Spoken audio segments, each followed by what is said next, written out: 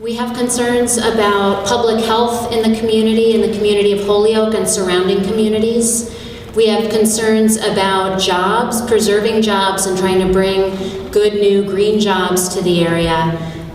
We also have concerns about, the future economic development in Holyoke and wanting to make sure that the corporation behaves responsibly. We want a model here in Holyoke of what it means for a coal plant to close and for the community to be left actually better than before. And to do that, we need to plan ahead. So the first person that's going to be speaking is a board member of Neighbor to Neighbor that's a very active member of the community here in Holyoke, and that's Carmen Concepcion.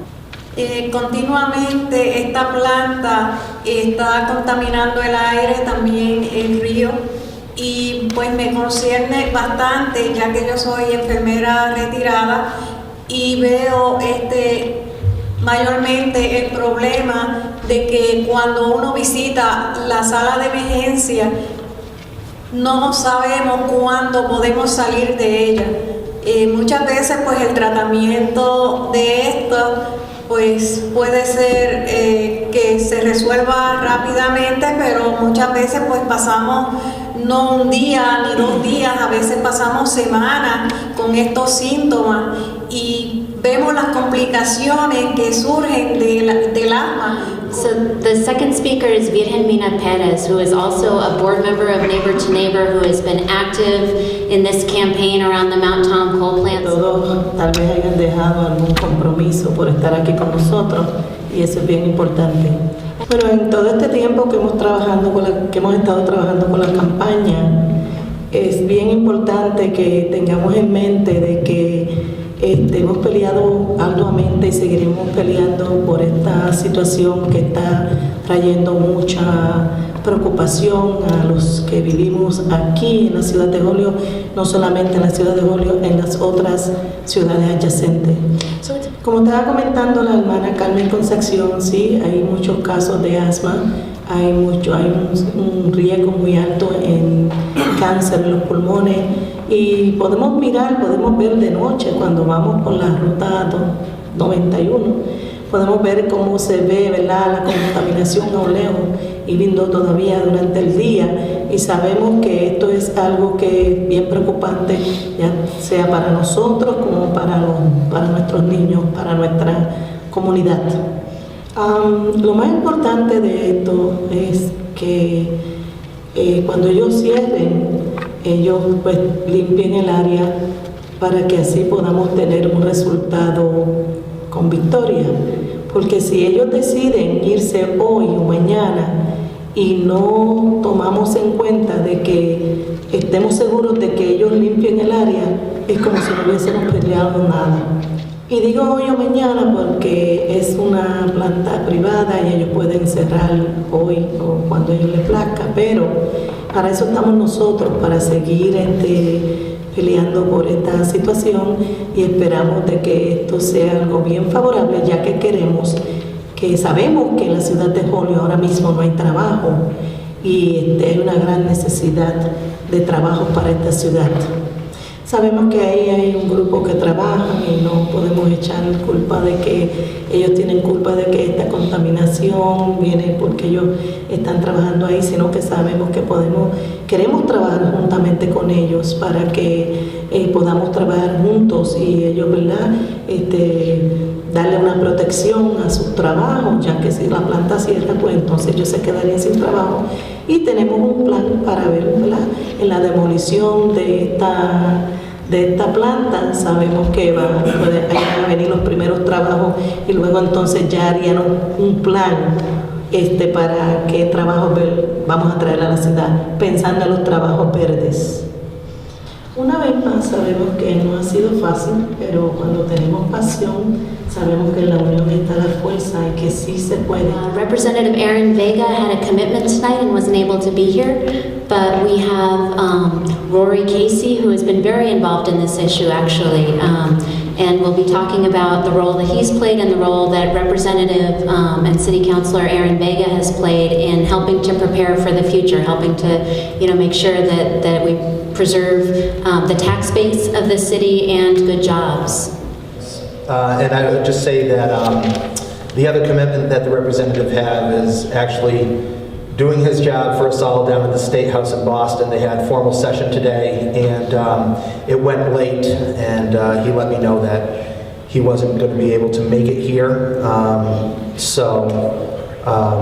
But he sends along his wishes, and actually has been working on this issue well before he was a state representative.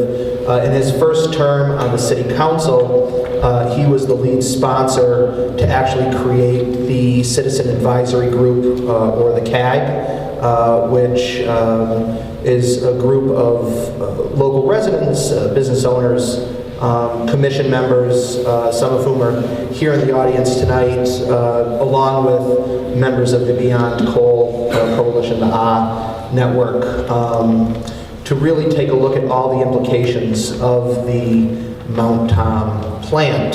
So some of those issues, of course, while it's operating, are the environmental issues, and that's the first thing that everybody wants to take a look at, and how it's actually affecting not just residents in Holyoke, but in the Pioneer Valley. But beyond that, the issues for the municipality, what the plant closing would mean in terms of loss of tax revenue. It is, well, it's the second largest assessed property in the city. It's actually not the second largest taxpayer right now. It pays about 1%, contributes a little over $1 million annually to the city budget. So that's an important piece. And what would happen if that went away? So one of the things that the CAG is tasked with is really looking at the reuse of that site. And since he's been down in Boston as a state representative, he's been working very closely with the gentleman to my left, our Senator Knappich, along with the Chairman Keenan, who's the head of the Telecommunications, Energy and Utility Committee, to look for some funding so that Holyoke can have its own reuse study, very similar to the study that Salem has done in the years past. Some of the other things that he's working on is working with DEP to take a look at the modeling that DEP is using or applying, to see the modeling that the plant itself is using to look at the air quality, and also reopening the comment period, the public comment period, so that residents of the city can review that information and have the right to comment on that. So those are some of the things that the representative has been working on. I thought it might be helpful just briefly to talk a little bit about the current reality, because that's, I know there's folks in this room who've been working on this issue for decades. This isn't a new issue. The Mount Tom coal plant hasn't suddenly become a big polluter or potentially a big issue. It's something that folks have been talking about for decades. So there is some reality, though, which right now, the plant itself has recently asked to be delisted from the ISO New England energy auctions, future energy auctions. There's different reasons for that, but what that means is after 2014, they're no longer required to be online. Right now, they're required. They're forced. The company may not want to operate because they're operating at a loss, but when they get the phone call, they have to go online. And just to put that in context, recently we went on a tour, and one of the parts of the tour was ISO New England, which actually sits in Holyoke and controls the entire electrical grid for all of New England.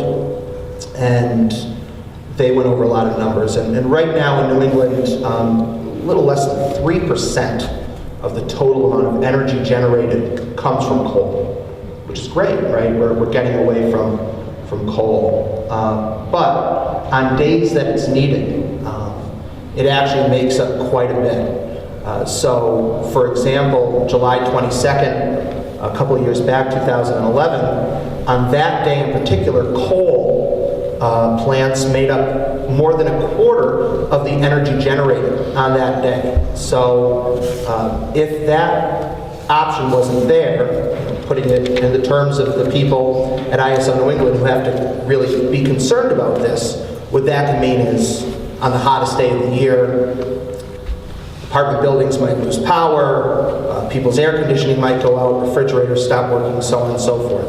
Now that's not necessarily an excuse to pollute, but it's the reality. It's why they're needed right now. The other part of that is there's a project right now going on in the Pioneer Valley introducing some new high voltage power lines. That project is scheduled to be completed at the end of this year. The plant is needed for that because when they're connecting these new lines, at certain points they might be severing whole sections of the Pioneer Valley off from the main grid, so they need to be able to call on the Mountain Tom Power Plant to operate. So I just thought it would be helpful to put some of that information out there, talk a little bit about the current reality, okay? The plant itself is old.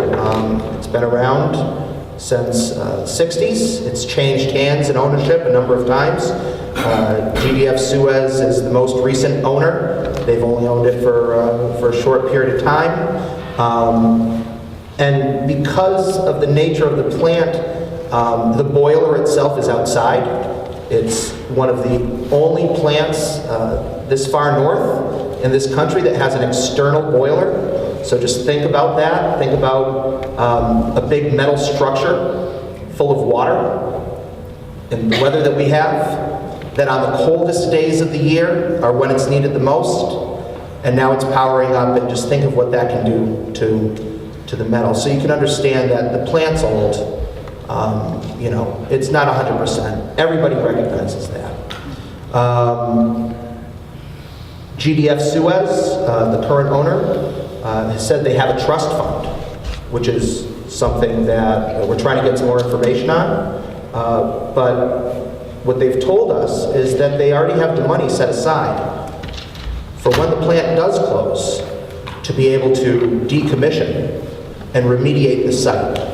We're looking for some clarity on what exactly that means, but just to say that from everything that we've been told and everything that they've said, not in private meetings, one-on-one, but in public meetings,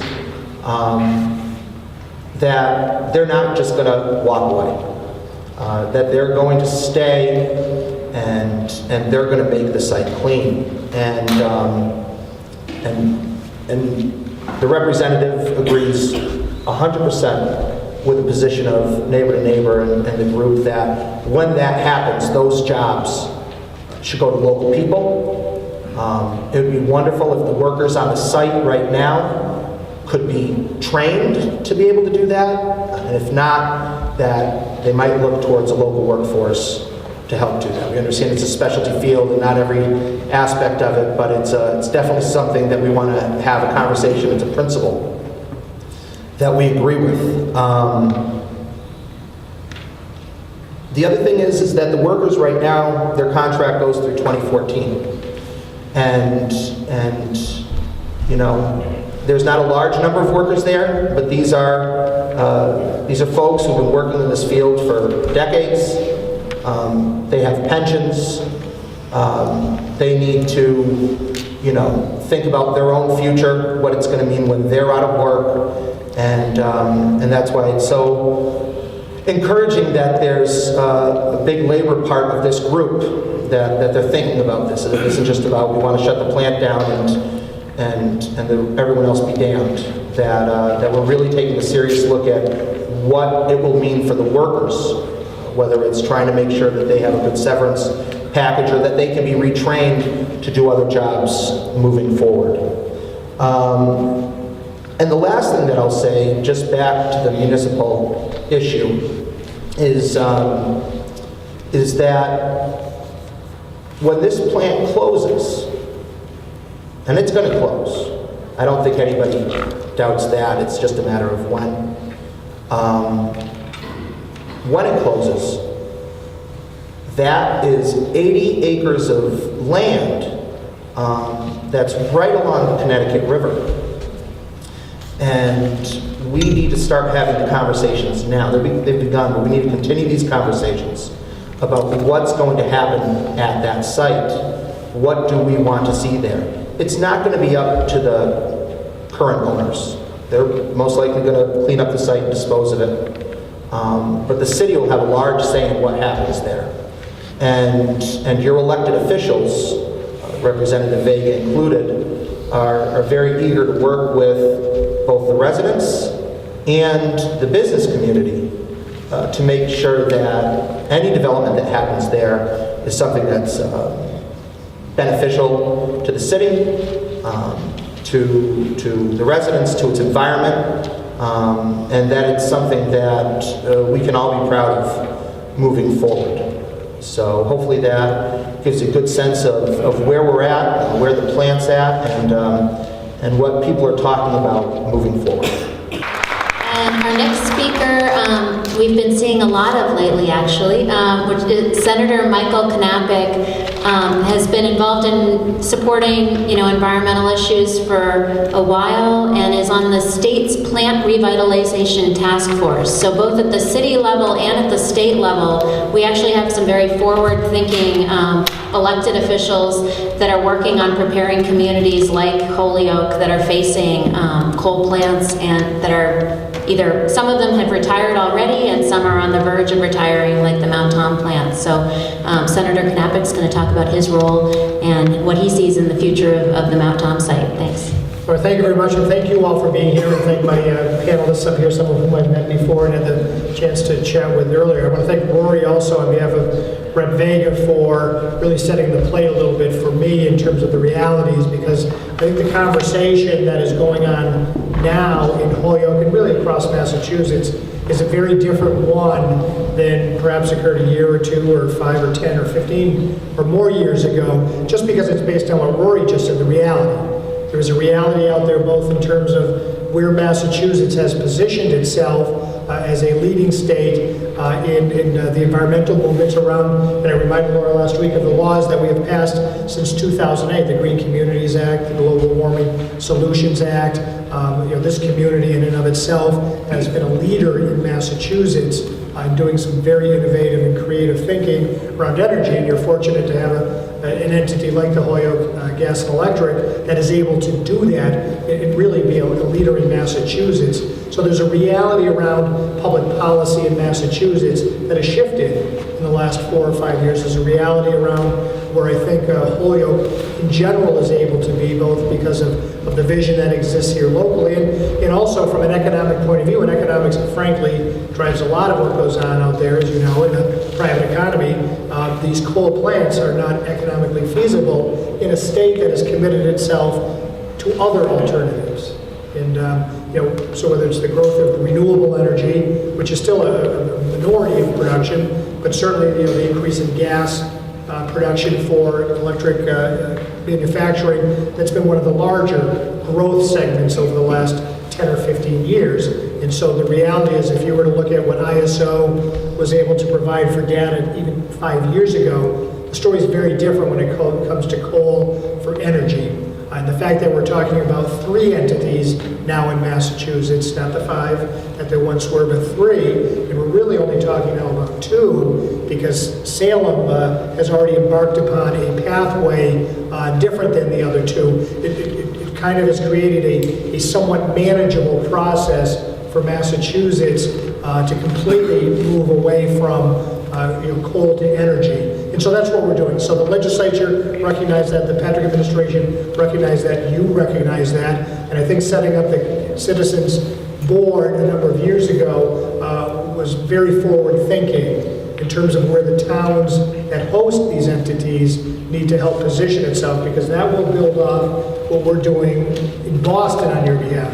So almost a year ago, we created, actually last summer, we created a coal task force, a coal revitalization task force, to focus in on the 3 remaining plants to sort of figure out, what do we need to think about? There is no decommissioning process in Massachusetts for coal plants. There is for the nuclear plant, which is located in Plymouth, driven largely by federal laws, as you can imagine. And the nuclear plant, I think, generates around 20 or 23% of the electricity in Massachusetts, not so much out here, but certainly more in eastern Massachusetts. So that and gas are the predominant sources of electricity generation in our state, and then what comes in largely from hydro out of state and what can be produced domestically. And obviously the exciting part is you're producing good quantities of domestic hydro here in Hoyoke. So out of that came the fact that Salem has already embarked long before the task force was set up on a route and a pathway, because they saw the development opportunity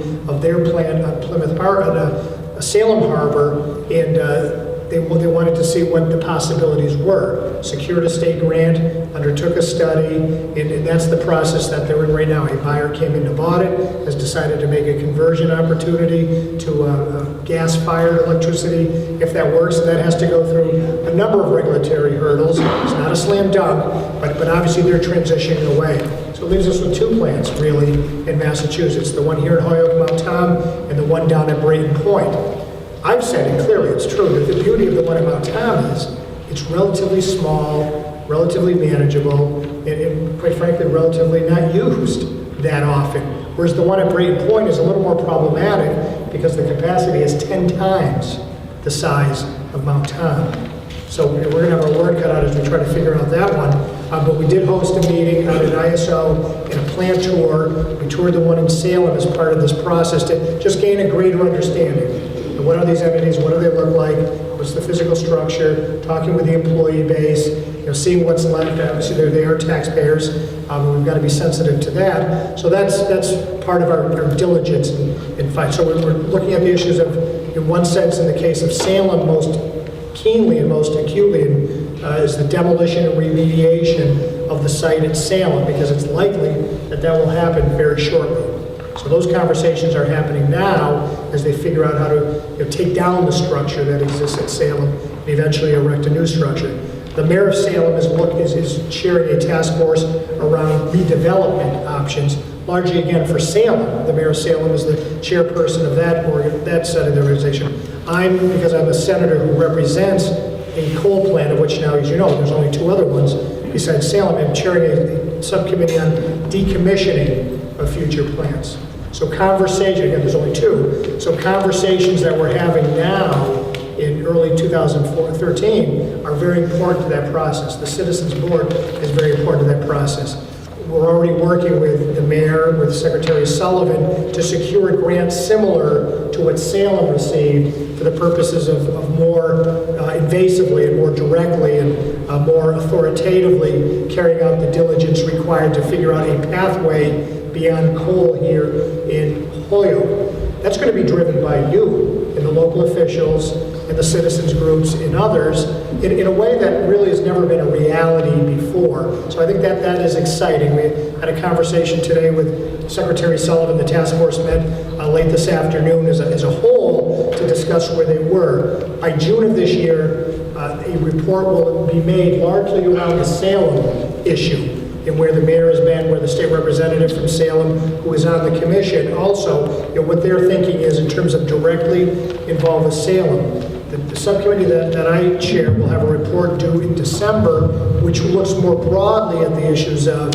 what do we need to consider as a state legislature around decommissioning, around employee issues, responsibilities, and things like that. And that's a work in progress. I mean, we don't pretend to have the answers. As I pointed out, we don't have formal decommissioning laws in place. Most states do not. So I'm not sure the nuclear plant decommissioning process is a parallel path. I mean, it's obviously a completely different entity, but yet what we will glean from a local process funded by a grant, and what obviously we do with our diligence in terms of visiting the sites, listening to folks, will be important as to how we figure out come December, what are some of the more formal pathways that the Commonwealth, and you're the taxpayers in the Commonwealth, but what the Commonwealth and the state have to do in terms of its responsibility to the host communities and the citizens who live within them. So that's sort of the process, very much an embryonic, it's a work in progress, but again, we're in a very, very different place, both as a Commonwealth I think as a community that hosts one of these, it really is reality as consumers, and the facts are the facts. And the facts, I think, are driving the reality of where we are today. And I think it's an exciting process, and I look forward to working with this organization and others in Holyoke as we go down that path. And our final speaker on the panel, and then we'll open it up for questions, answers, and comments. Of course, we want to hear what people have to say, is Shanna Cleveland, who is a senior attorney with the Conservation Law Foundation, which is another one of the member organizations of the Action for a Healthy Holyoke Coalition. As a couple of folks have already noted, Mount Tom Power Plant will close. We've been saying this for a few years now, and it's become even more clear that this plant is on the verge of closure.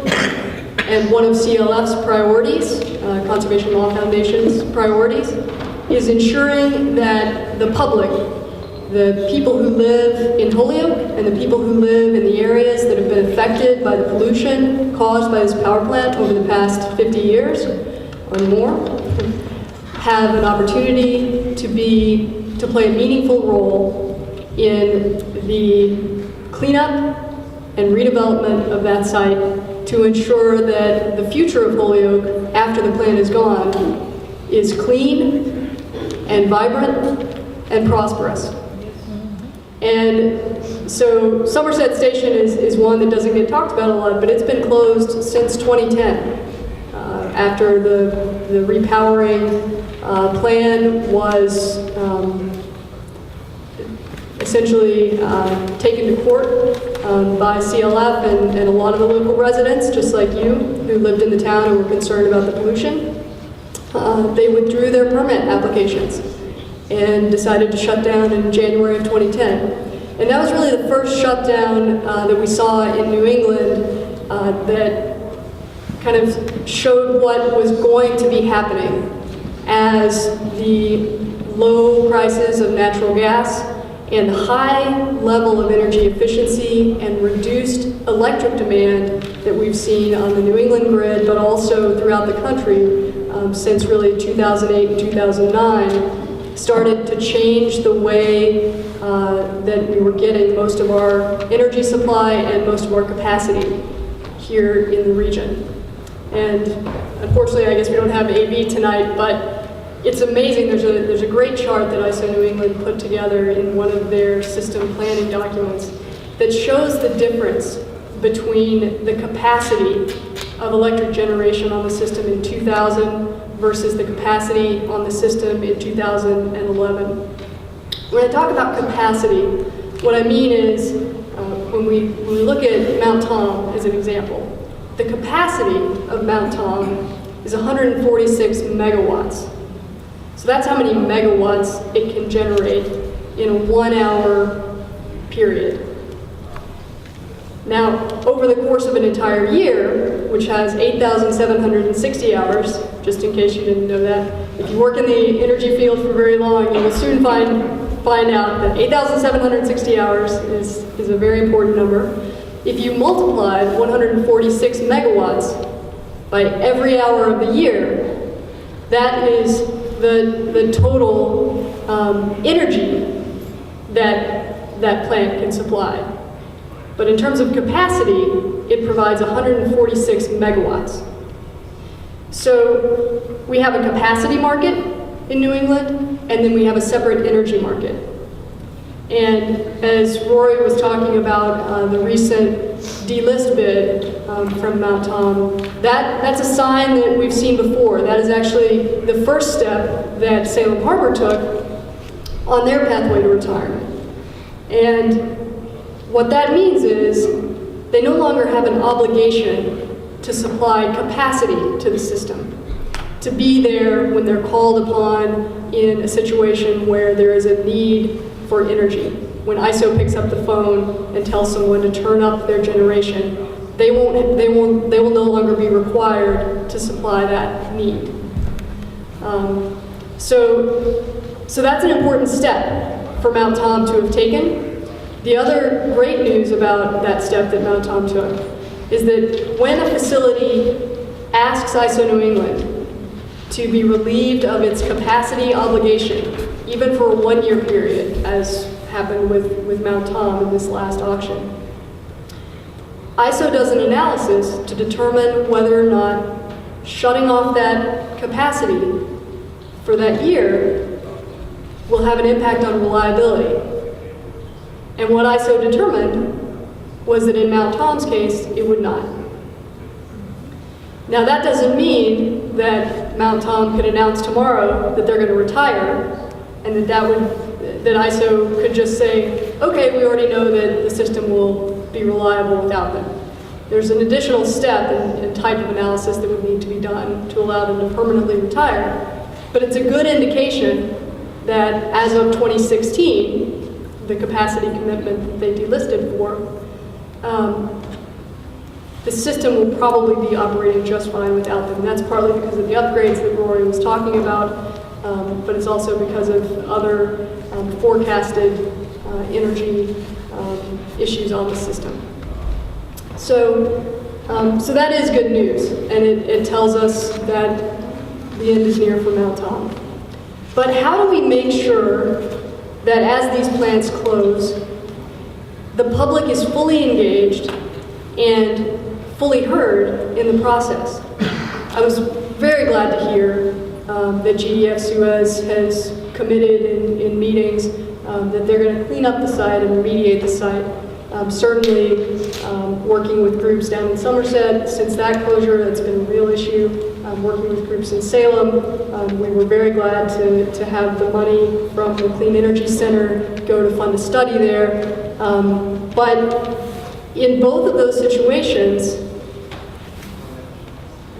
the conversations have primarily occurred between elected officials and the owners of the facility. And there haven't been a lot of opportunities for the public to really be engaged and to be at the table asking questions. The study that was conducted in Salem was a very well done study and very well funded, $200,000 to study reuse. There were very reputable contractors who were working on that study. But there was a small group of stakeholders that were at the table informing the scope of that study. And there were a limited number of public meetings where questions could be asked. And while there were some great pieces to that study, tonight the reason that I was late was that I was just coming from a hearing in front of the Energy Facilities Siting Board. Because as Senator Knappich pointed out, there is a proposal to build a new natural gas plant on the site of Salem Harbor Station. And there have been some public meetings around that. There are now full evidentiary proceedings moving forward on that proposal. But what I see when I visit Salem and when I talk to the residents there is that there is great division among them about what the best path forward is for that plant and for that site. And there is still very little certainty about what would be proposed for the 40 acres of the site that are not being developed as a new energy generation facility. So I think we have a great opportunity here in Holyoke where we do have very strong elected officials who clearly have an interest in making sure that the public is heard and the public is part of this process, to set an example for other communities across the country who are facing this issue. There's just one other small thing that I want to point out, that I've seen a couple of things in newspaper articles related to Mount Tom in the last couple of months. You know, questions about does it really pollute? Is it really a dirty facility? Well, in 2010, I filed my third lawsuit against a coal-fired power plant in Massachusetts, a notice of intent to sue Mount Tom Station. And that notice of intent set forth allegations that they had violated opacity standards at that facility 2,500 times from 2006 through 2010. The $55 million investment in TurboSorb technology was made in 2008, and that technology was installed no later than 2009.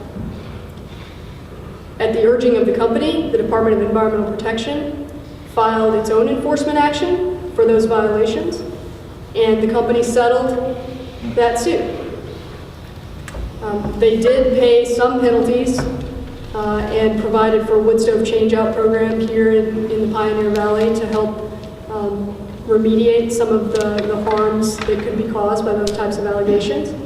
And they agreed to install continuous emissions monitors to measure how much particulate matter they were putting into the air. And that was just installed January 1st of this year, so we're looking forward to seeing what the results of having that continuous emissions monitoring will be, because we know that despite the fact that they've invested in this plant, it is a 1960s vintage coal plant.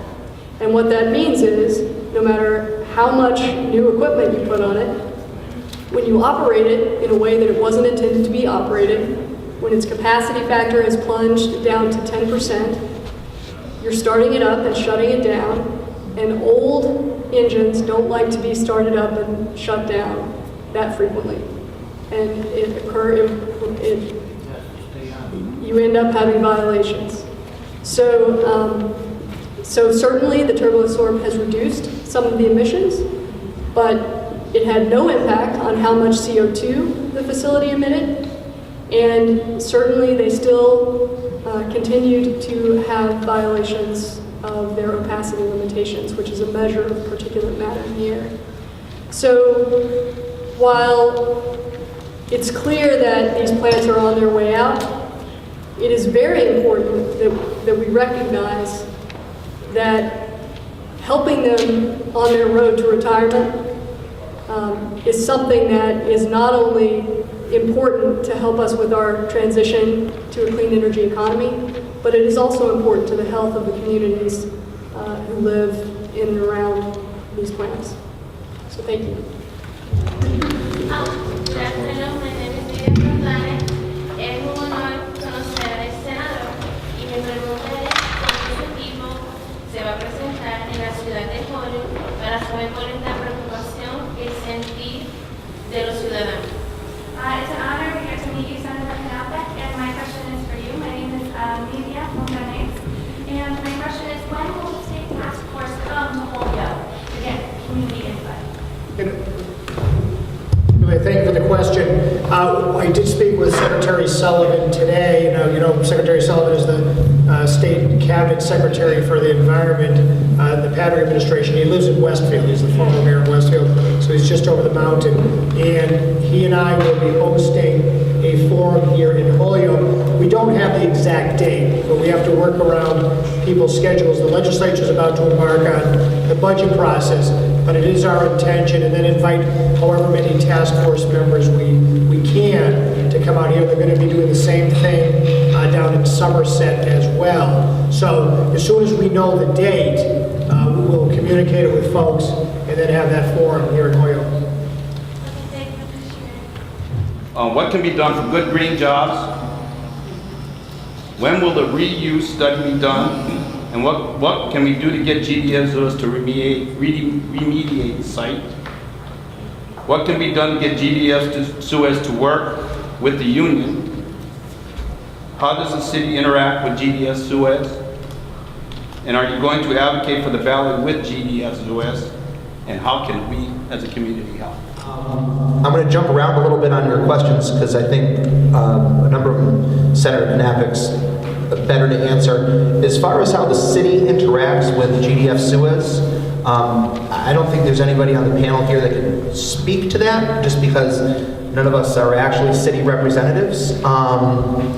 But I can say that the city is in conversation with GDF Suez. I just know that because I've been told. And I can also say that the tour that both Senator Knapek and I were on, Marcos Marrero, the Director of Economic Development and Planning, went on that same tour, saw the very same things that we saw, had the same conversations with the workers and plant management, and is very concerned about what's going to happen to that site.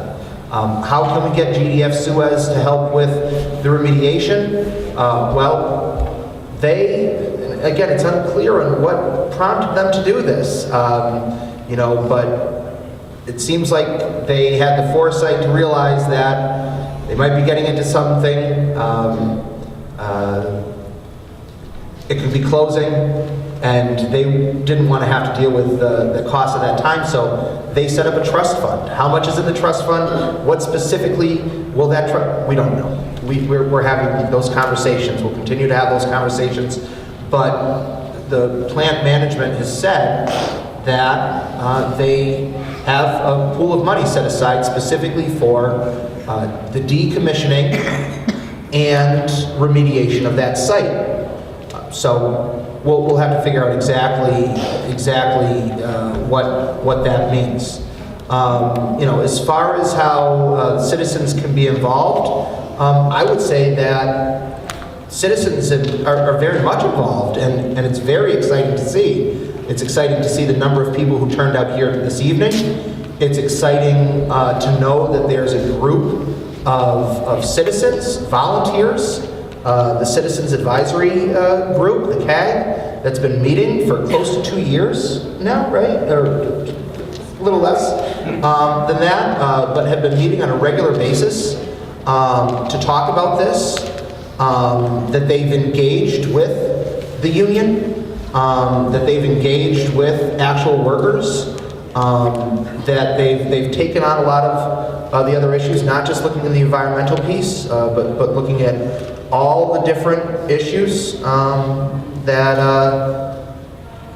come up when we have this conversation. So the last couple of questions, I think, were when will the reuse study come, and How are we going to advocate with the ballot for GDF? how are we going to advocate with GDF Suez? I'm going to defer to the senator. Most of that, I'll just say that as far as the last question, how are we going to work with GDF Suez?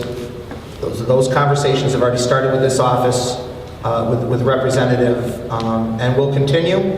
And we're in close communication with the coalition. We're happy to meet with residents anytime about this. And,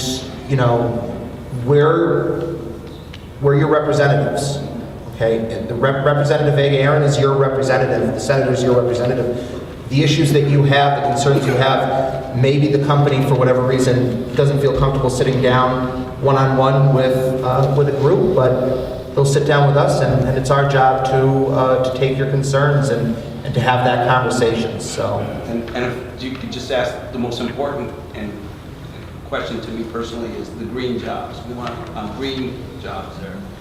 absolutely. Green jobs. Absolutely, we just have to define what that means. Green jobs could mean, listen, let's be real about the site we're talking at. We're talking about some premier agricultural land, potentially. There's a farm right now. There's people farming on the far side of this property as we speak. So green jobs could mean agriculture. Green jobs could mean some alternative form of energy production, but we won't have the answers to any of those questions until we have the reuse study. We bring stakeholders to the table to have serious conversations about what can happen on that site. How long will the remediation take? So that's in the forefront of everyone's mind, not just on this site, but across the city.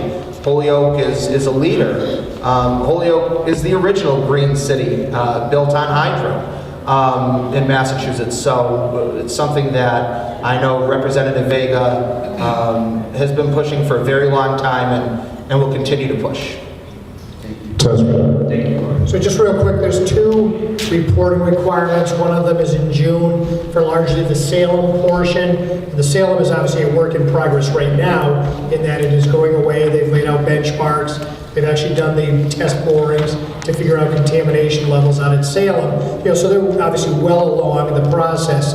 There's a December 31st reporting date to the legislature and to the administration for the remainder of the task force, which is largely coming up with the ideas of a decommissioning plan for what remains the final two, which is why these conversations, what the CAG will be doing and what the city will be doing with the state grant eventually, will be important.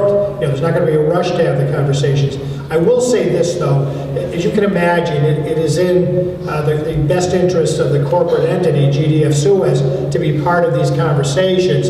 And I can share with you, I mean, they have been in Boston for every meeting. They actually were very helpful in having us tour the facility. They know, the handwriting is on the wall, Dick, so they know that it is in their best interest to work very collaboratively with the Commonwealth. The Commonwealth, in a larger sense, represents you, not just Rep. Vega and myself, but the Commonwealth of Massachusetts represents the interests of the political subdivision known as Holyoke. And it does, and it will do that as we go through this process. And one thing also to remember, and I think this is probably one thing you would also embrace too, we want to limit the exposure of the taxpayers of Massachusetts to deal with any of this stuff.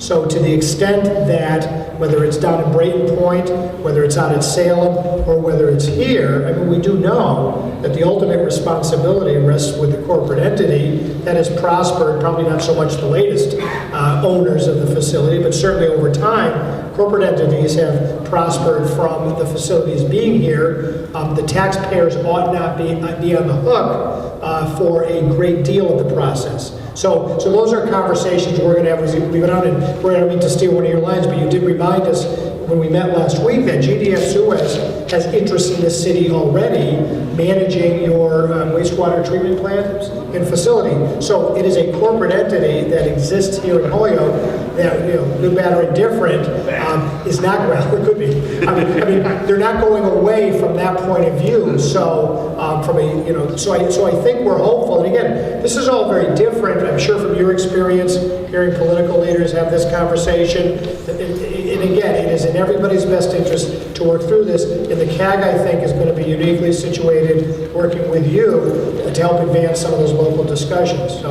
I'm excited about that, Richard. Thank you.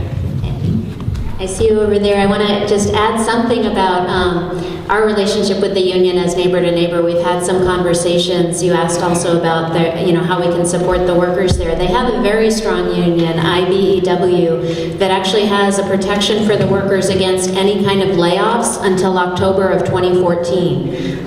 So that's an excellent agreement. They have a good severance package, but we really do, it's going to be up to those workers and with their union to determine what is, a just transition for them, and that could include any number of things. So it's up to them to have those conversations, and we as neighbor to neighbor, and I think all of those involved in the coalition are ready to back them up and make sure, like Vilhelmina said, like Carmen said, they're not responsible for the polluting industry that they work for. They've provided reliable electricity to the grid for decades, and they deserve a secure economic future too. So, Thank you for coming. My name is Roger Sorkin. I live in Northampton. A couple of quick points. One is I would encourage everybody here to think of this as a regional issue. This is certainly not just something about Holyoke. I would encourage the elected officials to leverage the power of the other municipalities and the governments. It's always amazed me that the folks in Northampton who tend to get very agitated about some issues don't seem to show up to meetings in Holyoke. We're talking about a coal plant that has a 30-mile, if not more, radius with its emissions. So please reach out. I'm sure you're going to find some kindred spirits up the river and beyond. One quick point about workers. Yes, of course, we should find other jobs for them. They should have the first dibs on cleaning up the site. But let's all remember that that is a dead-end job because they're going to clean it up and then they're going to be done. So it's not just giving them that work, but please thinking much, much longer term about that. And just one point about natural gas. I know we're not here to close down any natural gas plant. And I don't know what the possibility is of actually converting this plant to a natural gas plant. I guess it's kind of low. But let's remember that natural gas is also dirty energy. And it's not something that should be brought up in conversations about clean energy because it's dirty energy. So I understand the political realities, I understand the budgetary realities, and you can't just completely pivot and go right to a new form of energy that's not tried and tested. But you know, I would encourage you to think of natural gas as perhaps an off-ramp from the highway that we're on, and not the new highway. So thank you very much. Yeah, if I could just say two quick things. There's not the capacity right now to create a lot more natural gas sites in New England. We don't have the capacity to bring it in. So somebody said cheapest natural gas rates. Yeah, that might be true, but we're paying twice as much, 3 times as much as other parts of the country. We're at the end of the line. So it's not even about, you know, our pipelines are old, or we just don't have the capacity to bring it here. And as far as this site, I've heard conflicting things, but there are so many, the issues of trying to bring a gas pipeline to that site along the river with all the bends and the train tracks and everything else that exists, that's probably not going to happen. So that's why you don't hear us talking about it. I don't want to say 100% no, but from all the conversations that I've been involved in, it's not something that that's probable. It's not feasible. And I thank you for your point about regionalization, and I would challenge you to talk to your fellow residents on the other side of the tofu curtain, and let them know it's all right, and come down here and have meetings in Holyoke. Yeah, Laura. Hi, I'm very thank you for being here. I'm Laura Porter from the Holyoke Food and Fitness Policy Council, and we're a member of the Action for Healthy Holyoke. So thank you so much for organizing this great event. I also live in Haydenville, so I'm thinking also from the regional perspective, and I know the importance of this issue, and drive past Mount Tom all the time. So I just wanted to ask whether in conversations with GDF Suez, I know that in Europe, where they are based, they are actually known for their green energy efforts, and the work that they're doing in Europe is quite different than the coal plant management that they're doing here. In the conversations you've had so far, has there been any signs or interest that they're wanting to keep this site and move to more green energy approaches with what they're doing on the existing site? Yeah, I mean, I will say this, I mean, I think some of those conversations are ones that we will be having. I mean, obviously they bring incredible international resources and visioning and other things, obviously, as an entity. Right now, they obviously have a kind of liken it to that game of hot potato, who's got the hot potato? They're the last ones holding the hot potato. They didn't build it, they haven't had it really that long in the scheme of the history of it, but yet they will likely be responsible for the transition away, which is probably most keenly their focus right now. This is a relatively, it's a bad book of business for the entity, and so how do we work with that's why you work with the Commonwealth and why you work with the city, because of that reality. So I mean, I'm eager to have that conversation if you have got information directly that you would suggest, because that issue has come up before more tangentially than directly, but I would welcome those conversations to see what the possibilities are. I mean, maybe it just becomes open space preservation, which some folks, Roby, I'm sure would not be immune to. It's a beautiful site on the Connecticut River, as you all know, so we don't know what the possibilities are if it ceases to be that kind of taxpayer, or if because GDF is here in Holyoke, maybe they will feel a greater responsibility. And I think that's what the CAD can help, compel those and coerce those conversations in a very friendly way. And just real quick on the regionalization thing, the neat thing about Holyoke is you've got a municipal, not you, but you're Northampton, but you got I would never make fun of Northampton. Stan Rosenberg, my dear friend, would not be very kind to me if I ever did. But because Holyoke has a municipal electric plant, they've already been in conversations with the Holyoke Gas and Electric, which is municipal, the Chicopee Gas and Electric, Russell, believe it or not, Electric Light Department in South Hadley. So from a point of thinking about regionalization of energy and possibilities, and they're very embryonic, but they're happening. I think in Jim Lavelle, I think, is again one of the leaders that you're so fortunate here in Holyoke to have, Jim. So that's encouraging. So we don't know what those will turn into, what direction to go to, but again, because it's an embryo, because it's also a work in progress, there's a lot of opportunity for folks to weigh in. And again, if we can, if GDF can sort of see their way to sticking around in a larger sense and using some of the innovation that exists outside it, as innovative as this state is, we don't have all the answers and all the ideas, and maybe that is also an opportunity that's worth exploring. Just to add to that, it's important to realize that GDF is also a player in the region, regardless of its stake in the Mount Tom coal plant. They actually also own some pump storage hydro facilities in this area, and so they do know how to operate renewable resources. One of the issues when you're talking about these sites where the coal plants are located is, I think about this and I think today, if we had 80 acres of Connecticut riverfront property, would we ever think about putting a coal plant there? That's just not, that's not the first thing that pops into your mind when you hear about that site. So there are, because of the fact that it's in a floodplain, the fact that it is this, really incredible site, and it is a small site in terms of the ability to build any renewable capacity on that site. I think one of the best things that we could hope for from GDF Suez would be a commitment to really demolish, fully decommission, and remediate that site to a level that the city really has a blank slate to work with, so that they have the widest set of opportunities for considering what the best and highest use of that site would be. And with that, I know there's so many more people that have comments and questions, but we're at the end of the time that we told folks that you would be here tonight. But remember, this is just one meeting, and the next one that Action for a Healthy Holyoke is sponsoring is going to be on Earth Day. We don't have all the details yet, but Earth Day is Monday, April 22nd, so just a couple weeks.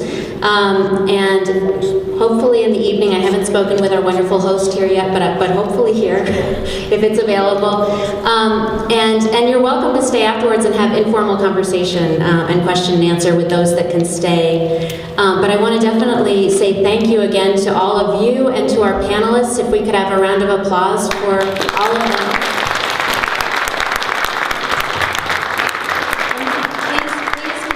Part of this conversation going forward, and mark your calendars for Monday, April 22nd.